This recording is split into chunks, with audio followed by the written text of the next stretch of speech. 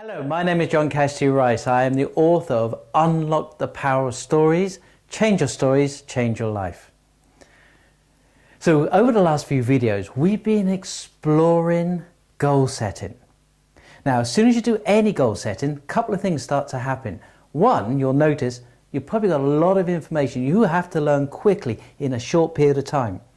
Also, you have problems that you need to be solved.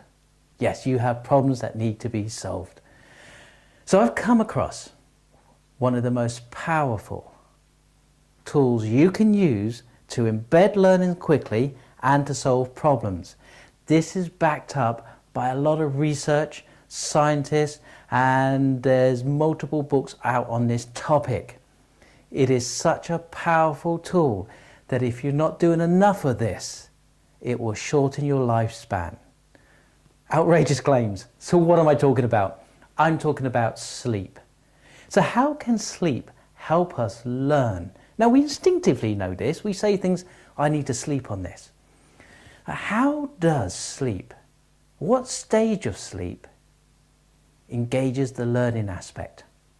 Well, we know there's two stages out of many different levels of sleep. And one is called REM sleep, which you've heard of, and also something called NREM. Now you can tell the difference. When you're in REM sleep, you're dreaming and your eyes are moving around. But in NREM, part of what it's doing, your body's repairing itself. But in the NREM sleep, you are embedding your learnings at a deeper level. And we know this because a lot of researchers have looked into this. And what they've tracked are things like, so if you learn something new, a list of random objects in the morning, and then they test you on that list of random objects in the evening, your recall is not that great. But if you learn a list of random objects and then sleep on it, your recall has been improved. Now, isn't that incredible? So when you learn something, you want to sleep on it, and then the next day that information has been embedded at a deeper level. So I know it's tempting when you're setting goals and you've got so much to do and so much to learn, is to skip on sleep. And yet it's probably your best friend when you're setting goal setting. So where does the problem solving happen within our sleep patterns? Well, that is REM sleeping. That's when you get the rapid eye movement. And in REM sleeping, you start to dream. And what your brain's gone into is, although it's doing a lot of repair itself to the brain, what it's doing is going into creativity mode, lots of random firings going on.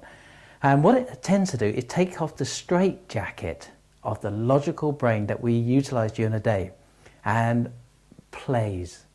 It has all sorts of random things, associations going on constantly, things you wouldn't even consider that would bring insights to the problem. And so many people have woken up with solutions and ideas. And the way you can start to trigger that on a regular basis is before you go to sleep, ask yourself a question about the problem you want to solve. And if it's kind of a big if it's technical or there's information you don't know about it, before you go to sleep, absorb yourself in as much information as possible about the topic, pose yourself a question, and there's a good chance you'll come up with the answer either the next morning or the morning after. So if you're serious about goal setting, if you're serious about success, you want a life that is dynamic, full of energy, then you want to get a minimum of 8 hours, I would say. I used to say 7, but between 8 and 9 is optimal because you get that extra cycle of sleeping in. I'd love to hear your thoughts. So please do give us the thumbs ups, give us the likes and all the social media stuff that makes that interaction worthwhile. That'd be great.